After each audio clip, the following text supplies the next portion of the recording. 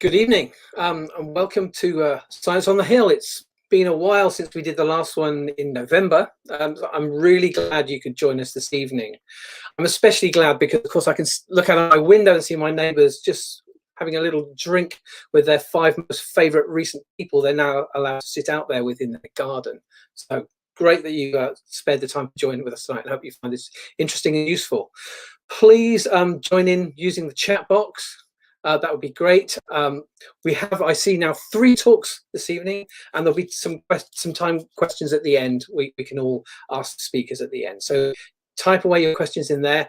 Please use, if you're going to use Twitter, our Twitter handle is @WarwickEngages, all one word.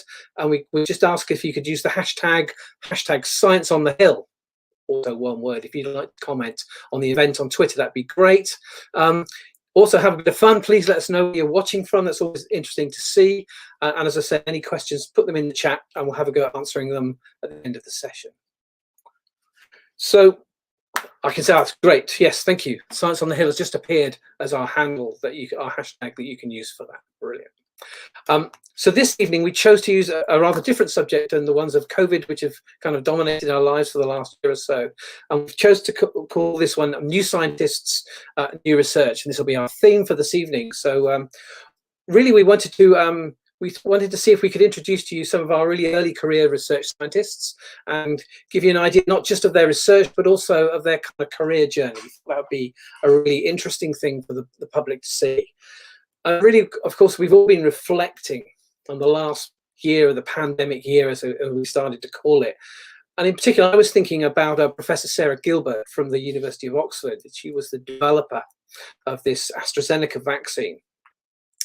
I started thinking, what was her career profile? It doesn't take very long to do a quick Wikipedia search and start nosing around Sarah's academic achievements, and it's quite impressive. So she was born some sort of era as myself in the early 60s and has done these amazing things around flu vaccines and of course recently around the AstraZeneca and around COVID. And it struck me that as I read her profile, thought about my own career, and then you think of researchers perhaps more famous, well, certainly more famous than me, but even more famous than Sarah, and that'd be Turing, Curie, Rosalind Franklin, Albert Einstein. All of them have massive apprenticeships, and we wondered really collectively whether the public really were aware of kind of this career progression. We want to kind of mix that in now with some excitement. So tonight we're going to have 3 of our own young researchers from what we will call the Hill, from Gibbet Hill, and all 3 of them are making fantastic strides. And there are, well, of course, there are many stories from both life sciences and the medical school that we're all immensely proud of. So we hope the 3 this evening will just give you a flavour of that tonight and learn more about the career structures to boot as we go through that. So often, as we were reflecting, we often see some scientists like me. I've kind of always wanted to be a scientist. I can't think of any time I didn't want to be a scientist. You know, holding dead things under my bed, annoying my mother by collecting all sorts of horrible insects. But somebody somewhere has enthused us, you know, someone, a teacher, a television presenter, maybe even a university academic, you know, something when they're doing their degree. So we thought we would kind of, there'll be people in the audience hopefully tonight who will recognize the early part of the career. You do, well, I did O-levels, but they're called GCSEs now. And then you do A-levels. And I would suggest to you that that's when, if you decide you want to take a science degree and you might want to become a research scientist, that's when your training begins. So I thought I'd take you through 2 minutes through a typical profile before we get the speakers up. So the first thing you would really do is you do a degree. And generally degrees last in the UK 3 or 4 years, depending whether they have integrated masters as associated. And if you've enjoyed that, you've done well, and you may want to go on to do a PhD. you're committing yourself to another, at least another 3 years, and probably another 4 years research work. So you've already invested 8 years of your life as you go through that part. Next after that comes the contract research phase, as I would call it.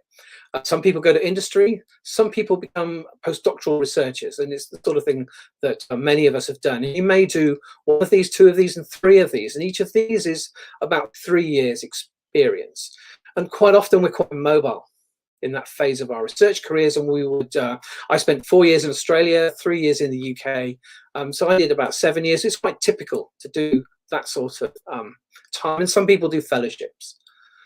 So your first steps after your, let's estimate that at 14, 15 years of training of your apprenticeship, is you take on your first position of independence. And we would call that, an American would call it junior faculty. At Warwick, we call it assistant professor, or you might know this as a lecturer if you're going through the university system.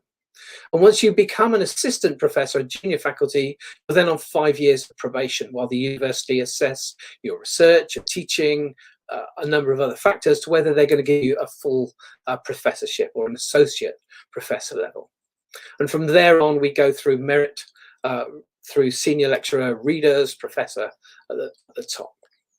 So it sounds horrendous. It sounds like a great big slog, but I assure you it's not. I think many of us are driven by a passion for this vocation, whether it be the research, the teaching, or actually even the public engagement like we're doing tonight. I hope what we're going to convince you of is that as you see this passion of these vocations, that when we refer to scientists and you see them on the TV, this morning I woke up and one of my colleagues, Mike Tills, was on the BBC News.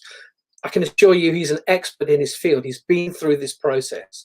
You're guaranteed that these people have put time and effort and have real award and achievement in their field of research.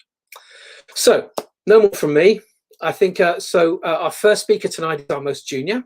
And Emily Hill. Hi, Emily. You've just appeared on my screen. Has produced some truly remarkable work in the 4 years of her PhD. She just told me she submitted it last week. So, yay, congratulations for that one. And tonight we're going to ask Emily to kick off with a description of her journey so far. And the title of her talk is entitled Tau Pathology, Piecing the Puzzle Together. Emily, over to you.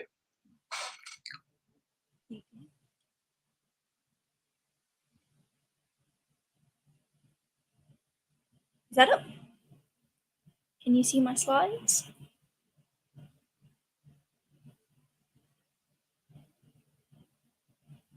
No? No? Let's have a look. Why not? See me? Sorry. Here we That's go. Okay. Aha, there we go. There we go. Right. So thank you, Kevin, for that introduction. So I'm here today to talk about being a PhD student. And I'm going to tell you a little bit about my background and what brought me to Warwick. And then I'll talk about some of the fun stuff that I've done during my PhD, and then a bit of advice if we've got anyone in the audience who might be wanting to come and do a PhD in the future. So I haven't always wanted to be a scientist, but I have always loved science. And my dad was diagnosed with Parkinson's disease 15 years ago. And I've seen quite how devastating it can be both for the patient who's diagnosed and also for their family as it progresses over time. And since then, I've had a keen interest in understanding neurodegeneration and kind of following the research into the development of new treatments. And so a little bit about my background. So I've got an undergraduate degree from the University of Leicester in medical genetics. And my degree focused on understanding the role of genetics in disease. And while neurodegenerative diseases can be influenced by genetics, they also result from a combination of other environmental and lifestyle factors. And this complexity makes them really interesting and kind of a challenge to study and understand what's going on. And it's one of the things I find most interesting about them. And so when I finished my degree and the opportunity arose to come to Warwick to study for my PhD in the field of neurodegeneration, I was really excited to come and learn more. And also from a personal perspective, to try and contribute something to the field to help people like my dad and other people who are suffering with these disorders. And so if we think about neurodegenerative diseases, most people have heard of Alzheimer's disease and Parkinson's disease. And when we think of Alzheimer's, we think of a problem with learning and memory. And when we think of Parkinson's disease, we mainly think about problems with movement and coordination of movement.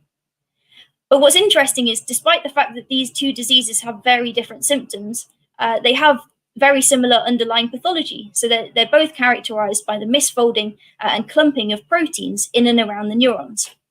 And so in Alzheimer's, we see tau is a protein that clumps together and forms these tangles, and amyloid beta, which is another protein, forms these plaques. And in Parkinson's disease, we see that alpha-synuclein aggregates and forms these Lewy bodies. Now, as a field, we've made great strides in developing biomarkers for early detection of this pathology and developing things like immunotherapy for removal of these big aggregates. But there's still a big gap in the understanding of exactly what these misfolded proteins are doing to the neurons early in disease. And so in the first part of my talk, I'm going to talk about tau, which forms these tangles in Alzheimer's disease.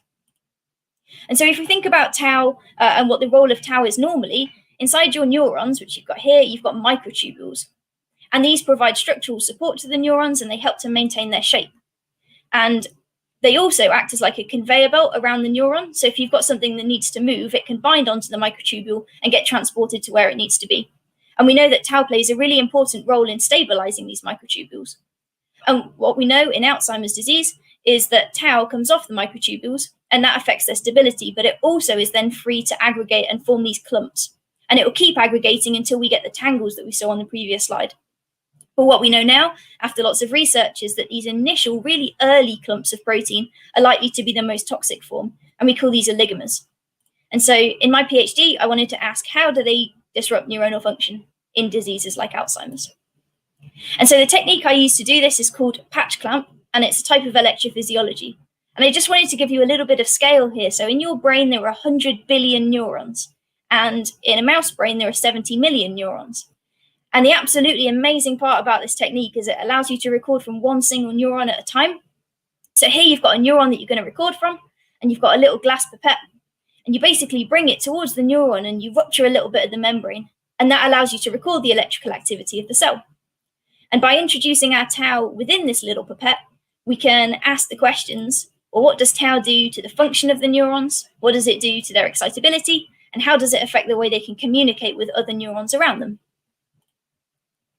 And so when cells become excitable, they fire what we call action potentials. And that's what you can see at the bottom here. And so we can see in our control cells, these action potentials are very stable over time. But when we introduce tau into our cells, we can see that they change shape. And so they become much slower and they become shorter. And we also know that it affects excitability. So here, if we look at the firing pattern, we can see in our control cells that they're very stable over time. But when we've put our tau into the cells, not only do we get these smaller action potentials, but also we get more of them. And that reflects an increase in excitability. So you've got more output from the neurons. Now, action potentials are a way in which neurons can communicate with each other. And so if the shape of these are changed, then maybe what's being received by the surrounding neurons is also changed. And so that's what we looked at next. And so to do this, we recorded from pairs of neurons. And so what you've got here is cell 1, which is connected to cell 2 via a synapse. And what this means is when cell 1 gets excited and it fires action potentials, it releases neurotransmitter, which then binds to cell 2, and we get a response. And so what we're interested in here is if we stick tau into cell 1, do we get a change across the synapse to our response in cell 2? And really nicely, we found that we did. So in our control cells here, you give the action potentials, you record the response, and it's nice and stable over time. But when we've got tau here in cell number 1, the response that we record in cell 2 becomes smaller over time, which is amazing because there's no tau in this cell. So it must be happening across the synapse. So we were really excited when we found this. And what I've described to you so far is kind of a basic form of normal communication between neurons. And it's what we'd call normal synaptic transmission. But what we know is if we repeatedly stimulate these synapses, then we can enhance their response. And this is something that we call potentiation. And it's interesting as it's the process that underlies memory formation. And when we think of Alzheimer's disease being a problem with learning and memory, it's a really interesting thing for us to measure. And so in our control cells, we've got a nice response here, and we give our repeated stimulation, and we can see that we enhance the response. But when we've got tau there, we see that we can't. And that means that tau must be traveling down to these synapses and inhibiting this process. And so finally, as the last part of this study, what I did was some imaging to show that if I introduce my tau up here, which is the cell body, you can see this big blob at the top, that it's able to travel all the way down here to the synaptic sites. So you can see these little green blobs here, which are the tau, down at the synapses within 20 minutes of recording. And no one had ever shown anything like this in this kind of scale. So this was really cool. And so at the end of that study, we'd shown that with our full-length tau, we got changes to action potentials and excitability and the way that the neurons could talk to each other. And we published this back in 2019, and it was kind of the end of this project as it was. But I'd always wanted to go back and have a look and see if I could find the mechanisms underlying these changes. And so from reading papers, I had this idea that if you were to truncate tau, so to chop it into bits, you might be able to find the different regions that are responsible for each of these effects. And so to do this, I enlisted the help of Tommy. So Tommy was a PhD student with Kevin, and he finished just before I started, and he made the original tau for this study. And so he kindly agreed when I had this idea to generate these truncations for me. And what we were able to show is that these two distinct regions of tau mediate the two of the changes that we observed. So this first region gives the changes to action potentials, and the second region gives the changes to excitability. And then I've done a lot of work since to look for the mechanisms that underlie these changes. And we've got some grants and fellowships in to study this further. But we've just submitted this paper, so hopefully it's kindly reviewed. And so I told you when I came to Warwick, I was interested in studying Parkinson's. And so having looked at tau, I then moved across, and instead I looked at a protein called alpha-synuclein. And through a very similar mechanism, it aggregates, but instead of forming tangles, it forms these Lewy bodies. And so the region of the brain that I looked at here were dopamine neurons in the substantia nigra, which is in the base of the brain here. And the reason we looked here, this is the kind of the main cell population that's lost in Parkinson's disease. And what we saw is if we introduce our alpha-synuclein aggregates into the cells, that we get the opening of a membrane channel. And what this does is it reduces the excitability of the neurons, and it reduces the amount of dopamine that's released. And so through some reading, I was able to predict the identity of this channel. And using a blocker of that channel, we could kind of prevent this effect from happening and restore the neuronal function. And the blocker that we used was called glibenclamide. Now, why is this interesting? So glibenclamide is a type 2 anti-diabetic drug, which is currently used and widely used in humans. And so we always get asked, well, could this be useful for people who've got Parkinson's, for example? Now, studies have shown that glibenclamide doesn't cross the blood-brain barrier very well. It doesn't get into the brain very effectively. But there is some evidence that patients of type 2 diabetes who are treated with these drugs do have a lower incidence of going on to develop Parkinson's. So potentially some of it is getting in and having a neuroprotective effect, but that's something that needs to be kind of followed up in future studies. Now, doing a PhD is not just about conducting research in the lab, it's also about meeting other scientists and networking. And conferences are a fantastic opportunity to do this. So I've got me here out in Chicago presenting my work. And I've been lucky enough to be able to attend conferences both in the UK and also in some really nice places around the world. And they've been able to allow me to get suggestions and ideas of how I can move my projects further. And it's just getting different people's perspectives is really useful. But they've also allowed me to kind of network and to begin to develop my own independent collaborations. So in the UK, but also in Norway, in Sweden, and in the US. And by forming these collaborations, it's given me a way to expand my knowledge outside of my direct field and also to learn lots of new techniques. And so I'm going to talk you through one of these collaborations now. So this is work that I did with Jake, who's based down in engineering at Warwick. And I didn't know their lab group existed. It was kind of a nice coincidence when I met him at the conference. So I was presenting and talking about some work on alpha-synuclein at the conference, and Jake approached me with the idea for this collaboration. So Jake's group work with human brain tissue from Parkinson's disease patients, which has been kindly donated to brain banks after they passed away, for research into the disease. And I just wanted to give you a little bit of scale here. So the sections we're using are 4 micrometers thick, which is 0.004 millimeters. So if you can imagine that, you can't see that with your eyes, they're so tiny. So this was a really ambitious kind of idea for a project, and it was quite tricky to get to work. But the reason Jake approached me was because we'd been doing some staining to look for alpha-synuclein in brain tissue. And so I helped him to set up a protocol to do this in his really, really ultra-thin sections. And then I went with them to the Signatron in Oxford to do, like, they do this really specialized form of microscopy, and I got to learn that while I was there. So this is where collaborations are really good, because you get to kind of learn new skills, both learn new skills, and a kind of a new project that Jake and I can work on together kind of independently from our PhDs. So it's really, really exciting, and I'm excited to see once we can go back again what we can do.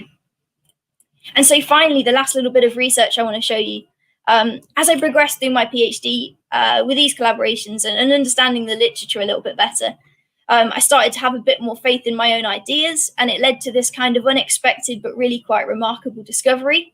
So what I uncovered was that these neurons I'd been recording, these dopamine neurons I'd been recording in the substantia nigra, and some neighboring neurons in the next kind of region to it, which is we call the ventral tegmental area, are sensitive to small changes in the level of CO2.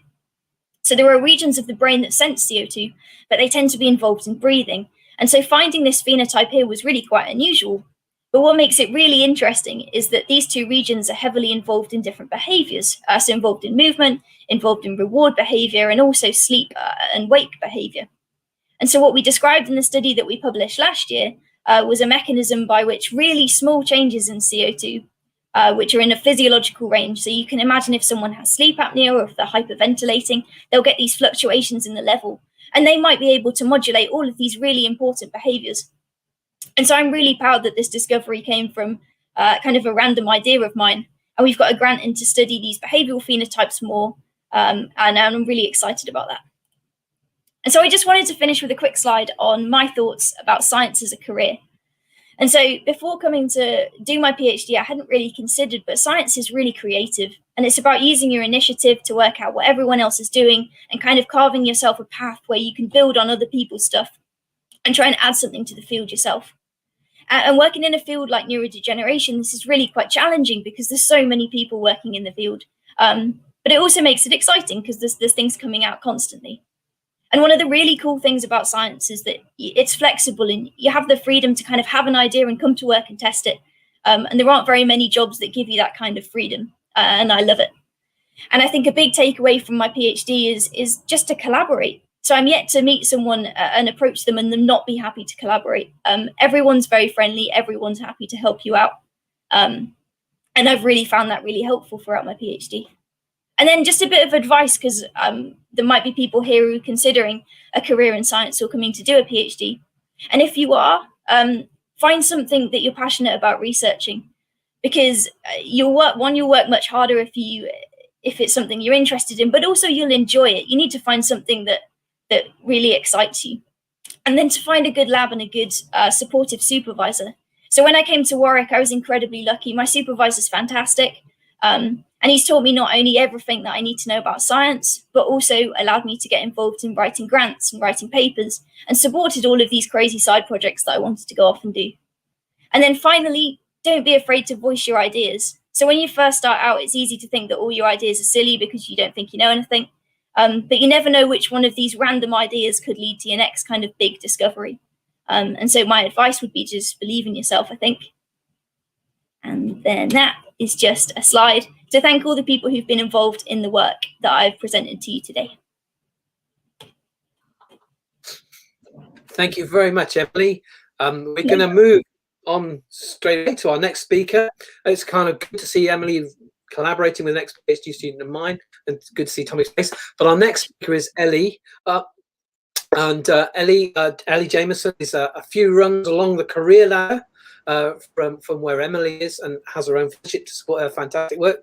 So you may have seen her recently on the BBC Two. It was in a sewage plant, and she'll tell you all about that sort of role of her research. But the importance of her subject, I think, is immeasurable for all of us. And her title is called All the World's a Phage. Over to you, Ellie. Okay, I'll just get up. Okay.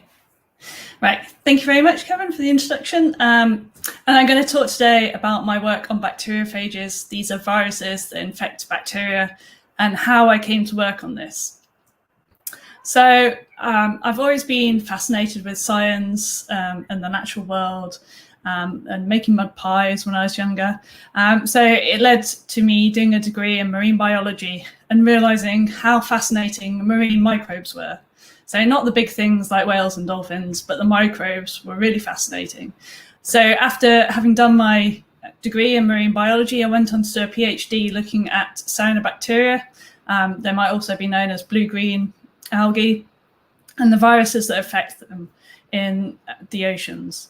So after this, I've worked on a few short-term postdoctoral positions. So after you've done your doctorate, your PhD, you go on to do postdoctorate positions where you're working for someone else doing a project that they're interested in.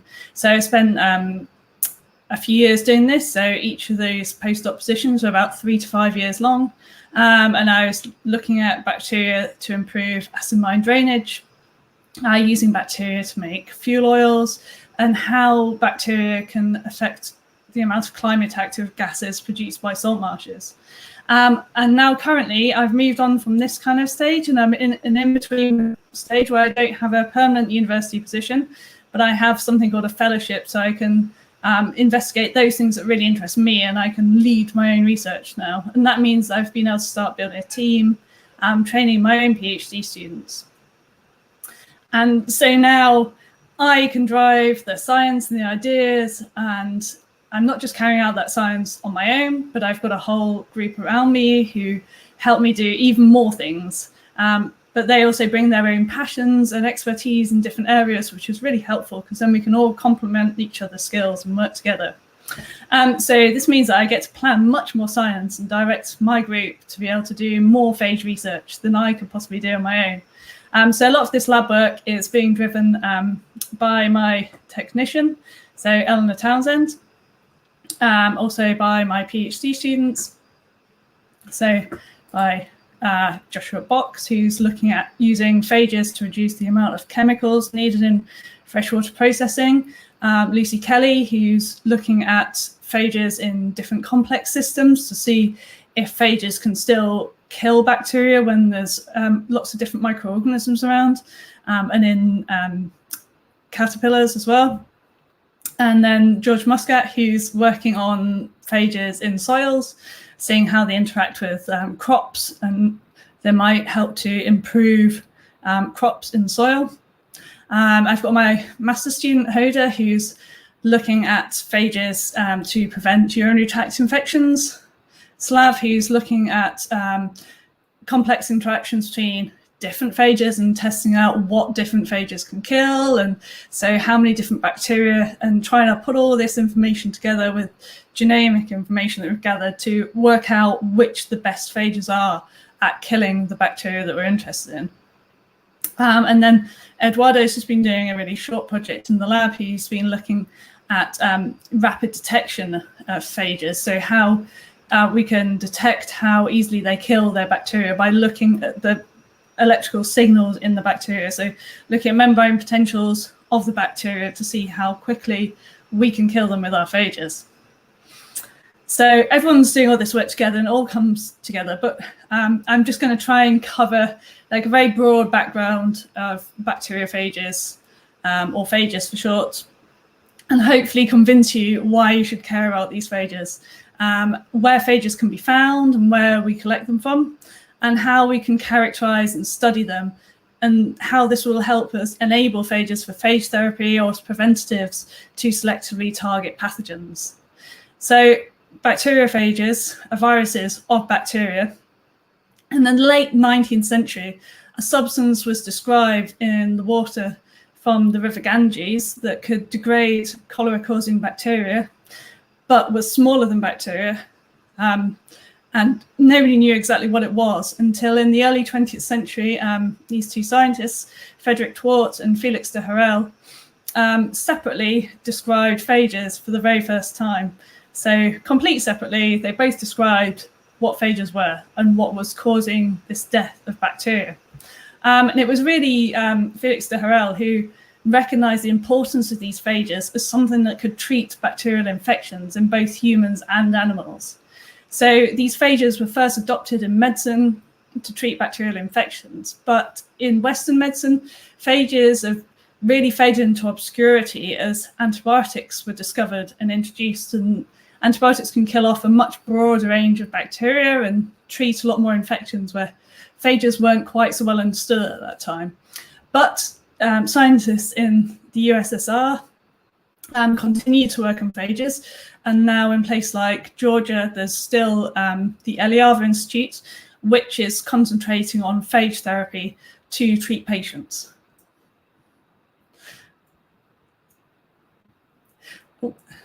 So since the early work on phages, what do we now know? So now we know there's a huge diversity of phages everywhere. They're often described as viral dark matter.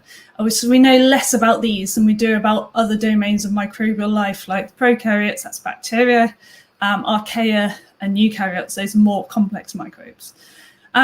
So we know a lot less about them, but actually we find them absolutely everywhere that we find bacteria, and they're more numerous than bacteria. So there's roughly about 10 phages for every single bacteria on the planet.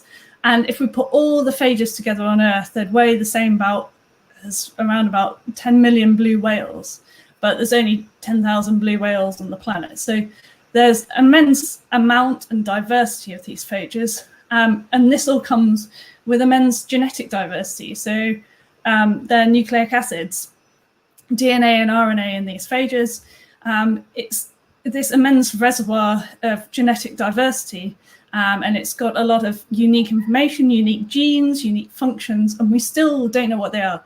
We're only just starting to get a handle on some of the main important genes in these phages, and we don't know a lot more that's out there. So they could have some really interesting functions which might be really helpful to us. But we still already use phages in science. So phages were the first organism ever to be sequenced of their genome. And this is partly because they're really quite small. So the first genome ever to be sequenced was a single-stranded RNA phage called MS2. And that's because the genome was only 3,500 nucleotide bases. So that was first sequenced in 1972. And then the first full DNA genome was another phage.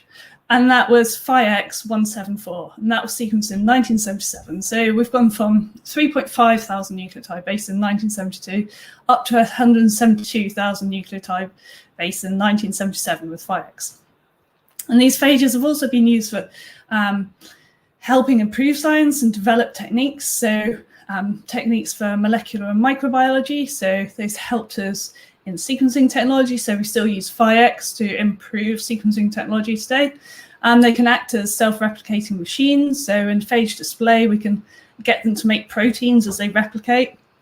And also last year, another development from phages won the Nobel Prize. So this CRISPR-Cas system, which is a bacterial defense system to prevent phage DNA coming into the cell, that can now be utilized to cut up DNA and put it together again how we want it. So for gene editing.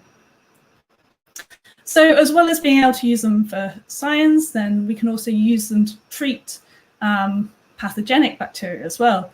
And they're first used to treat dysentery in the 1920s. Phages are also used routinely to decontaminate food. So they're used on potatoes to prevent soft rot. And this is used quite routinely. So quite often supermarket potatoes that you buy will be treated with phages to increase their shelf life. So phages are also being used in compassionate phage therapy treatments. So that's kind of if there are no other standard treatments available, you can use a treatment which isn't fully tested in clinical trials, and that's how people can use phage therapy today. So it's just one example here from The Guardian of that. So although there's not many of these clinical trials around, as I mentioned before, the Eliava Institute in Georgia produces phage cocktails to treat standard infections. So diarrhea, vomiting, and ear infections. You can buy these from pharmacies in former USSR and in Georgia. But clinical treatments for them to be able to use in Western medicine are only just starting to get going, really. So there's not many clinical trials, but they're starting to be used more often in these compassionate cases. So what about my phages? So I'm interested in phages which kill Enterobacteriaceae. So these are causing increasing amounts of problems with antimicrobial infections. So in hospitals, this is especially important. They're increasing the amount of deaths year on year in Europe, and this has been accelerated by COVID as well. There's been a lot more use of broad-spectrum antibiotics, so there's becoming more resistant bacteria developing in hospital settings. So I'm interested in using phages to treat infections which start from catheters, so urinary tract infections, and seeing how we can use phages to prevent these infections. So first of all, if we want to work on phages, we need to get hold of some phages. So this involves going out hunting for the phages and isolating them from the natural environment. So first of all, I collect samples from a variety of different sources, so from rivers and estuaries, marine canals, from cattle slurry, from sewage, and from some actually quite glamorous locations compared to that. So instead of just sewage all the time, I've collected samples for phages from Venice, this is near the Rialto Bridge. So once we've got all these different samples containing hopefully some phages, what do we do with them? Well, they first of all need to be filtered to remove large debris and bacterial cells, because we only want to find something which is phages, which will kill our bacteria, and we're not interested in other large things which could be eating the bacteria. So once we've got this filtered water samples, we mix it with our bacteria of interest. So we have to grow up those pathogens that we want to kill. So we mix together our filtered samples together with the pathogens that we want to kill, and we grow those up. And that will hopefully bulk up any phages which are naturally there in those samples.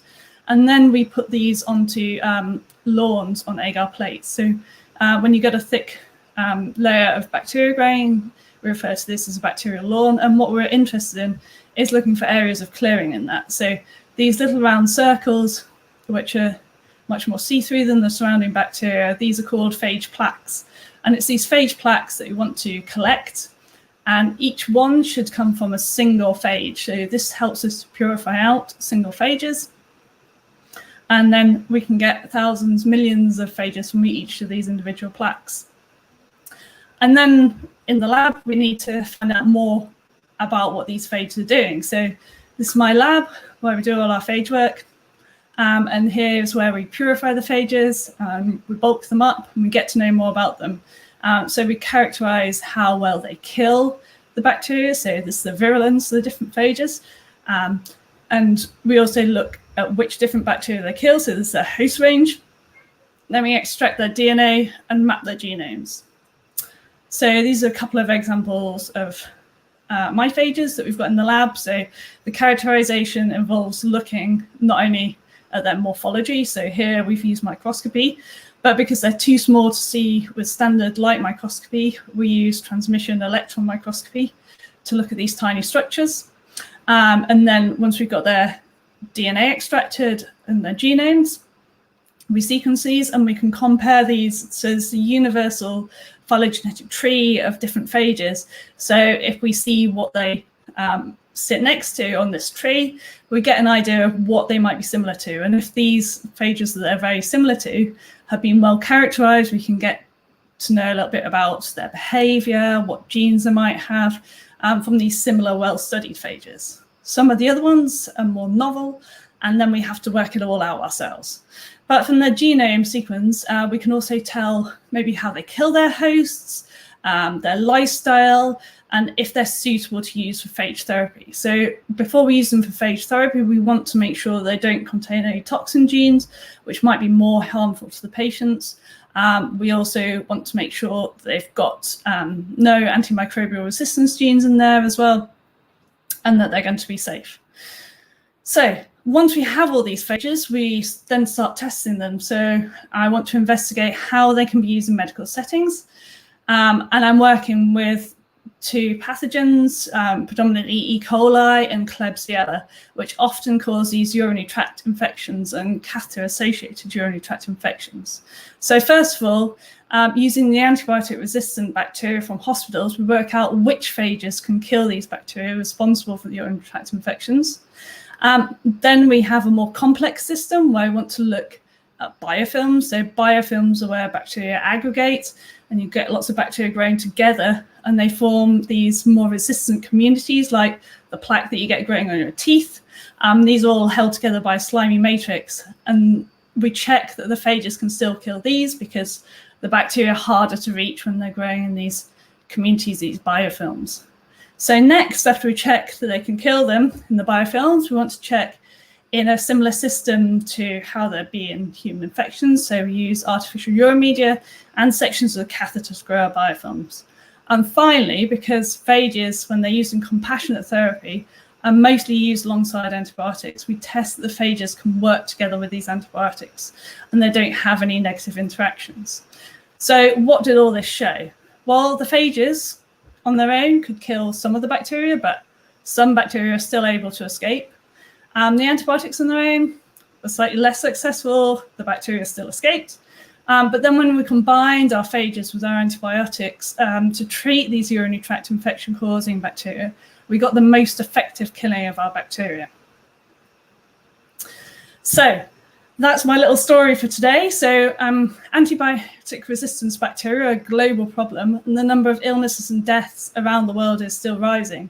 So we collaborate here from our lab in Warwick with scientists from around the world to help tackle infections and check bacteria from different parts of the world. And in this way, we've also been able to supply some of our phages to patients for compassionate phage therapy through clinicians who are happy to use them. So thank you for listening.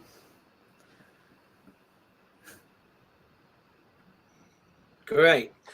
Thank you, Ellie.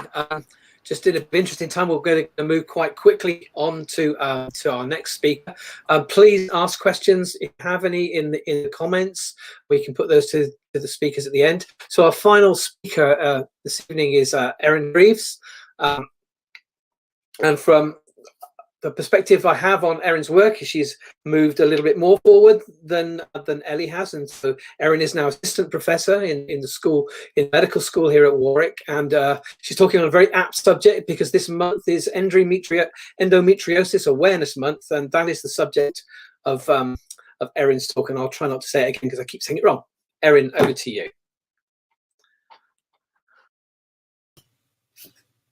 Thanks.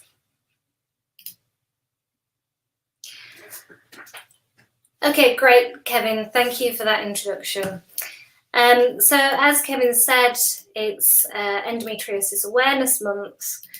So it's very exciting for me to talk to you right now about my work, because it's not only an opportunity for me to share my journey of how I got into the field of endometriosis research, but also for me to raise awareness about this common debilitating condition. So as Kevin said, I'm an assistant professor at the University of Warwick, which means that I am junior faculty. So I have my own research group and area of research, but I also teach. So I teach on the medical school's BSc in health and medical sciences. Okay, so this is where my journey began at the University of Bradford, studying an accredited degree in biomedical science. So during this time, I developed a real passion for reproductive biology. And in my final year dissertation, I became slightly obsessed with the process by which a stem cell becomes a differentiated, mature sperm cell. And I knew that I wanted to continue my studies in this area. So I wanted to do a PhD in this field. So I moved to the University of Leeds, where I completed my doctorate characterising the role of a novel DNA replication factor in male germ cell development. And I really enjoyed my PhD, but I knew that I wanted to be in a larger reproductive biology department for my postdoctoral studies. So at the end of my PhD, I applied to the world-renowned Centre for Reproductive Health at the University of Edinburgh. And I had a slight change of fields at this point and began working on the inner lining of the uterus, also known as the endometrium. And it was whilst I was at Edinburgh that I first found out about the disorder endometriosis. So I'd managed to get to the age of 25 studying reproductive biology without ever having heard of endometriosis before. And I found this completely shocking. And I found the condition so compelling, and it was quite good timing because my supervisor had just started working on endometriosis at the time, so we decided that I would pioneer the work in her group in this area. So I worked super hard in the lab setting up models for us to study the condition and generating new knowledge. And after 5 years, I applied to the Medical Research Council for a Career Development Award fellowship to set up my own lab working on endometriosis. And during my fellowship, I also embarked on my own personal reproductive biology experiments and produced these two little monsters. And then 4 years into my fellowship, I was recruited to the University of Warwick to continue my work on endometriosis, and this is my current amazing lab group. So what exactly is endometriosis? Endometriosis is when tissue like the lining of the uterus, or the endometrium, grows outside the uterus, usually within the pelvic cavity. And we call these explants of endometrial tissue lesions, and this is what they look like down the microscope. Now, the growth of lesions in the pelvic cavity is associated with chronic debilitating pelvic pain. And this can be pain associated with menstruation, but also pain that's not cyclical but is constant. And endometriosis is also associated with fatigue and infertility. So these symptoms have a significant negative impact on all areas of the lives of women that suffer with the condition. And it's extremely common. So it affects 1 in 10 women in the UK. This is 1 in 10 women of reproductive age. And this actually translates to 190 million women worldwide. And it takes on average 8 years to be diagnosed with endometriosis. And one of the main reasons for the amount of time that it takes to get diagnosed with endometriosis is lack of awareness of the condition. So it's really important for us to talk about endometriosis and to end the stigma associated with the condition. And symptoms of endometriosis are often normalized in young women. And when stigma around menstruation silences women in this way, they're very likely to experience delays in diagnosis and treatment. So instead, women need to know when things are not right and to be empowered to be able to seek help.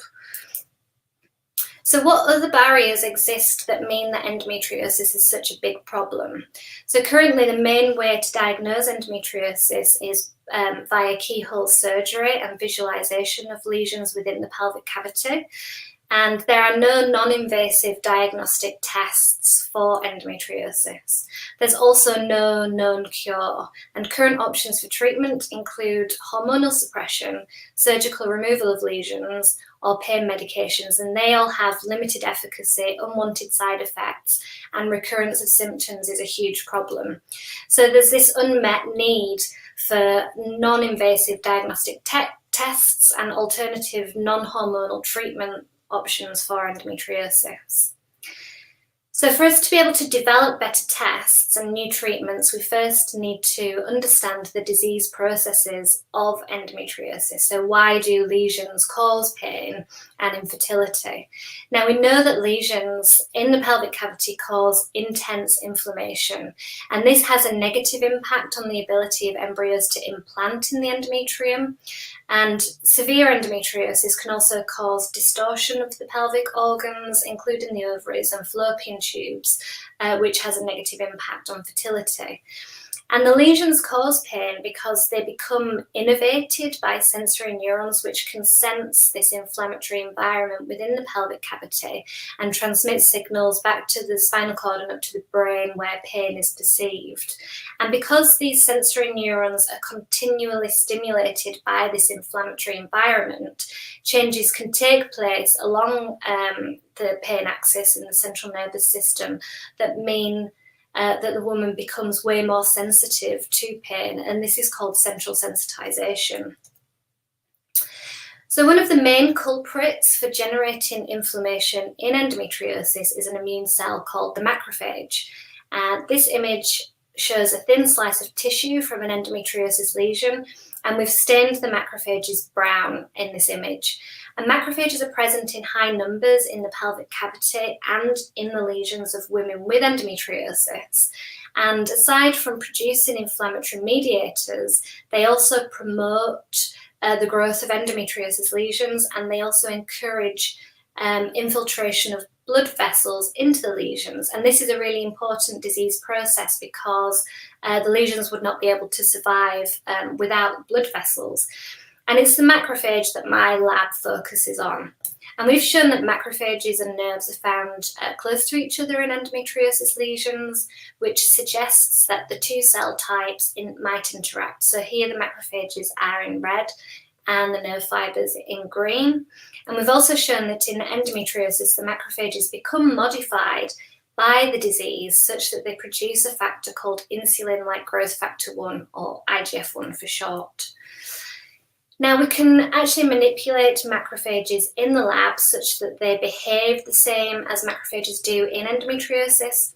And this graph shows how much more IGF-1 modified macrophages produce in the disease compared to macrophages that are not modified by disease.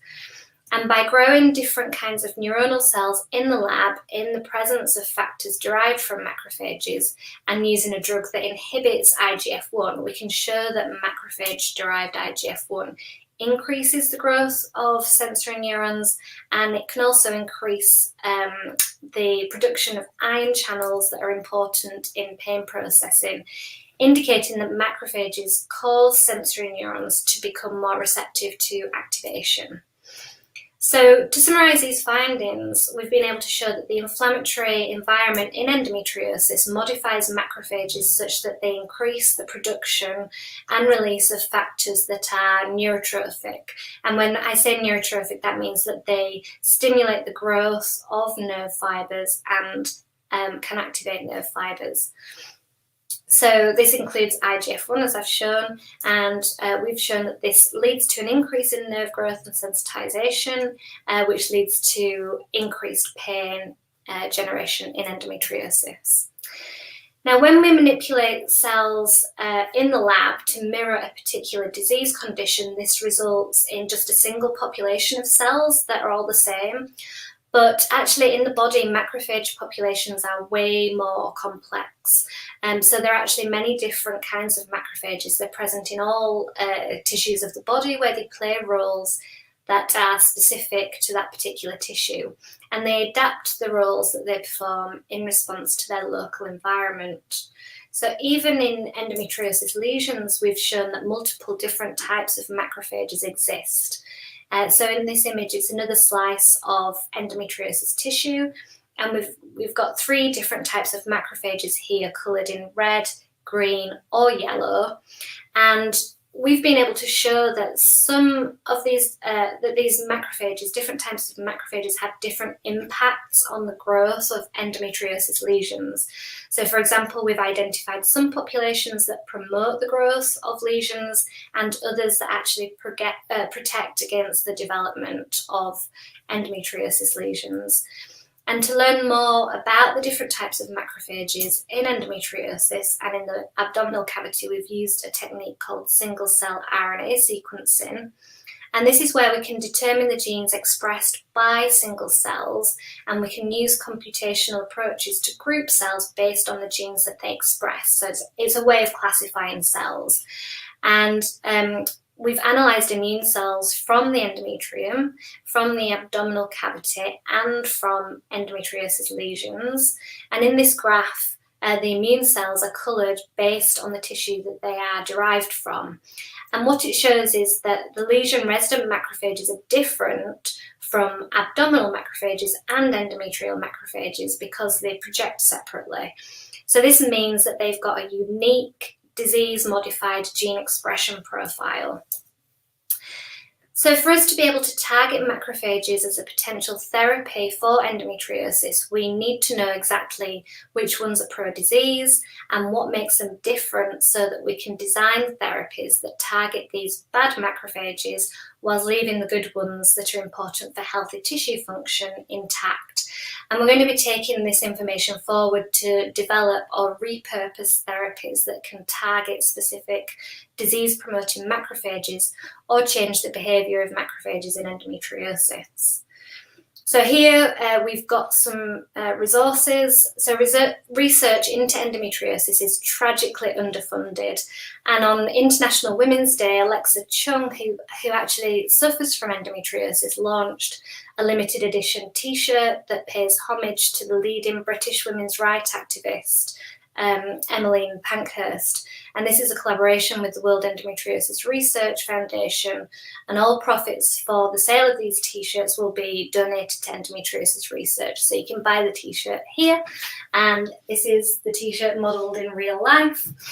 And if you want to find out more information about endometriosis, its symptoms, how to talk to your doctor about it if you are experiencing symptoms, then please visit the Endometriosis UK website. And here is a link to my publications if you want to read more about our work on the disorder. And my publications on endometriosis and the research that we've generated has been funded by the Medical Research Council throughout my career. Thank you. Okay, great. Thank you very much, Erin. So we have some time for some questions. So we're going to call all 4 people. That includes me, although I'm probably not much used to answering most of the questions. I'm going to start because we have a couple of questions in the chat. 2 for Ellie there, and then one for Erin, and then we'll ask Emily some questions afterwards. We've been given some questions prior to this. So Ellie, the first question is for you from Jamie, and is how do you determine where you will sample for phages? How did you know where to hang off the bridge and get those phages? Yeah, yeah. So we look for phages where we find the bacteria. So we know that we're going to find human pathogens in human waste. So sewage is the first place to go. And we also look at other places to try and get a variety of different phages. So that's the slurry, and looking in like estuaries where there's lots of people around. A good place to search as well. Right. So we might as well carry on with your theme, and then Warren has a question on resistance and phage resistance and the clinical challenges for the use of phage therapy. Would you like to comment on that? Yeah, so bacteria can form resistance to the bacteriophages. So this can be a problem, but also it's been shown by research by other groups that actually bacteria which become resistant to phages might also become sensitive to antibiotics. So they can work together with the antibiotics in this way. Also, phages are unique compared to antibiotics because you can evolve a new phage which will target a resistant bacteria as well. So if you get a resistant bacteria, it's quite likely you can find something in nature or force the phage to evolve to infect this bacteria again. Right. Okay. Thank you.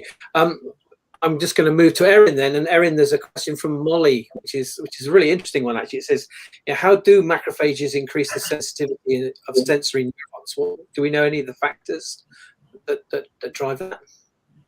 Yeah, so we've actually shown that there are a few different ion channels that are really important in pain processing that are increased in sensory neurons in the presence of macrophages. And actually, by using inhibitors that block the binding of IGF-1 to its receptor, we can reduce the expression of these ion channels. So do we know the particular ion channels? I'm really interested now. Yes. Okay, so we've got some sodium-gated ion channels, and we've got a potassium activated ion channel as well, that are upregulated in the sensory neurons. Right. We actually know the identity of the targets. That's really interesting. Right. Emily, can I change the subject? We're rushing around subject. All sorts of things, and it kind of really encourages. I can actually see behind you the rig that you used for the whole of your PhD. So all those results you've told us today have been produced just to your left. Yes. So and the question that we had that was given to us was, are you aware of are there any cures on the horizon? As we see all these advances in our understanding of neurodegeneration, are there any cures on the horizon for these, do you think? So that's a massive question. So currently all of the treatments for these kind of diseases I've discussed with you today are managing the symptoms. So for example, in Parkinson's, we get the loss of these dopamine neurons. And so what we do is we give patients drugs that mimic dopamine to try and compensate the loss. And so this is not targeting the underlying pathology, but it's improving the patient's quality of life. And so what's really interesting is to try and find ways to try and target this pathology earlier before it reaches that stage.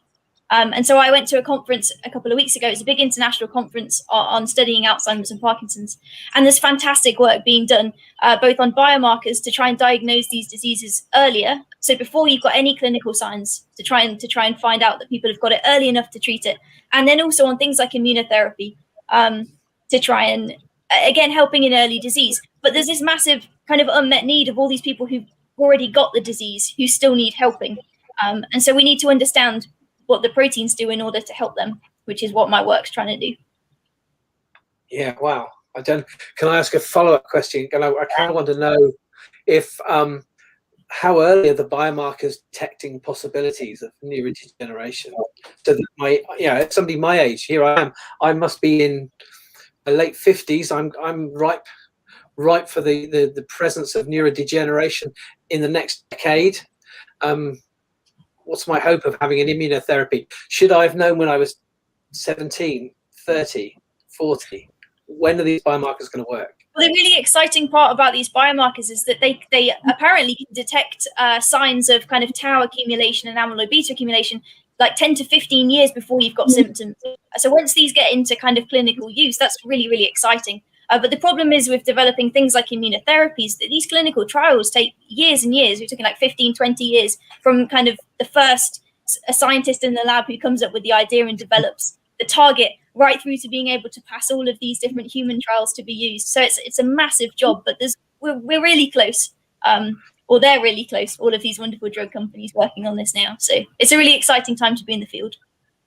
Yeah, I would just echo what you're saying. From the time I've spent some years in this field, and it's the first time I've hearing Emily come back, and you can tell I've just had a very quick chance to talk to her about her return from these conferences, about how exciting the field is with the possibilities for the first time I've ever heard in 20 years of being in this field. But let's turn again to a different field, and we're going to go back to Erin. Says Victor is asking. I'm trying to see Victor's comment. How do you envision clinically relevant therapies targeting specifically pro-disease macrophages? So you told us that there are these different types of macrophages, and there's the good, the bad, the ugly. How are you envisaging we really get to that? So we're currently exploring different methods at the moment.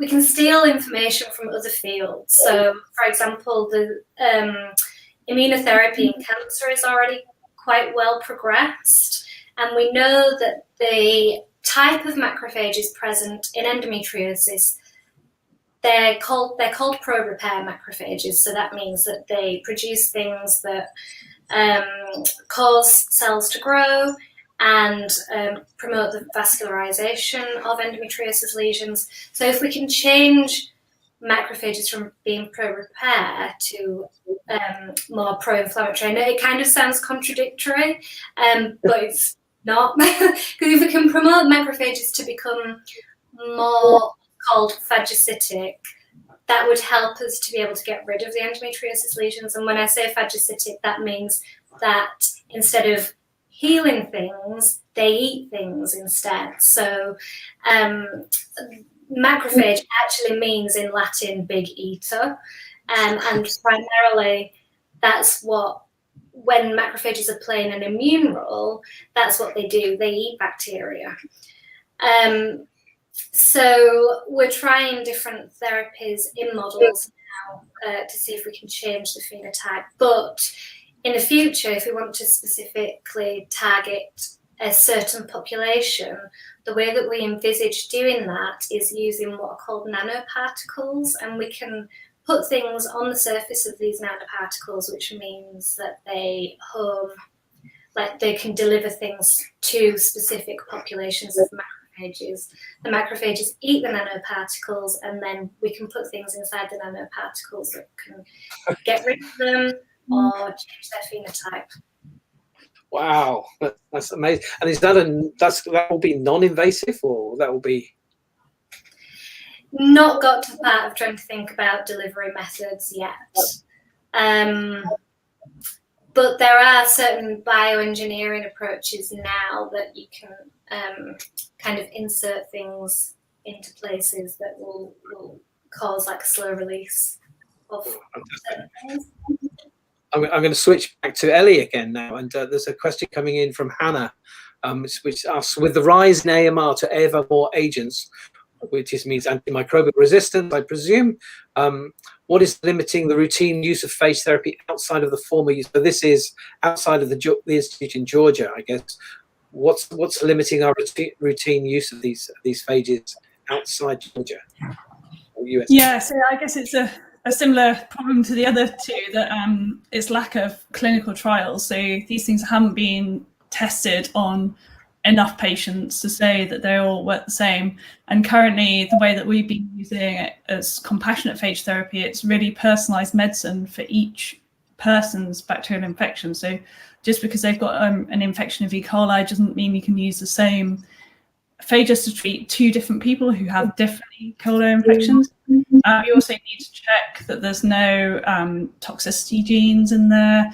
So with each one, it's personalized level of medicine for each one. So the phage preparations that they make in Georgia aren't made to the standard that we expect medicines to be made with our regulations. So to fit into medicine regulations currently, within Western medicine, you need to make everything genetically identical. You need to be able to make large batches. So because phages can evolve and change slightly, it's quite difficult to make them identical to get rid of any debris from the bacteria. So if you introduce bacterial debris, you can bring in LPS, lipid polysaccharides, which can cause patients to go into shock if they get too much of this. So the phages have to be really well purified and make sure there's no toxicity genes in there. So they don't quite fit in any regulation for Western medicines, but things like fecal microbiome transplant have been taken up quite quickly in like the US and the UK. So if phages can come under natural treatments, then they don't need to go through such rigorous exacting protocols as drugs and medicines do. So they haven't quite got a place yet. Okay, right. I think there was one more question in the chat, but we are running a little late, and I don't quite understand Vikrant's question, and I don't know that there's going to be time to really clarify that, Vikrant. I think it's asking something about the relevance between neurotransmission and ion channels and biomarkers and genetic identity. It sounds like there are 4 questions in one there. So I think what we'll do is I want to thank you very much for joining us online this evening. We hope you found it inspiring, and you've seen 3 stages of one of 3 incredibly promising careers ahead, and we look forward to perhaps the 3 speakers, Erin, Ellie and Emily, speaking to us again, maybe one day in the not too distant future. So thank you all for your fantastic talks, for sharing your experience and research this evening. Can I just ask you, the next event for Science on the Hill is likely to be in summer, early summer. We haven't quite decided on the subject, but so do please keep in touch. You can register online for the Institute of Engagement's regular newsletter. You can hear more about Science on the Hill and the other events that we put on throughout the year through the Institute of Engagement. And hopefully at some point we'll be able to see you in person back on the Hill. So please, I would ask you just 2 things. One, please take a moment if you can. Hopefully, there's going to be a link going to be put into the chat if you would be so kind to give us some feedback, and we can continue to make these evenings more useful and better. You know, whether we have to carry on online in the next session or later in the year, we'll be back in presence in the lecture rooms and the atriums of the departments. That'd be great. So thank you again for your wonderful presentations tonight, guys, but for both, all 3, Emily, Ellie and Erin, a diverse array of subjects. I hope you just got that nugget of how exciting all 3 areas are, and hear about your research careers this evening. Take care, stay safe, and good night to everybody. Thank you very much.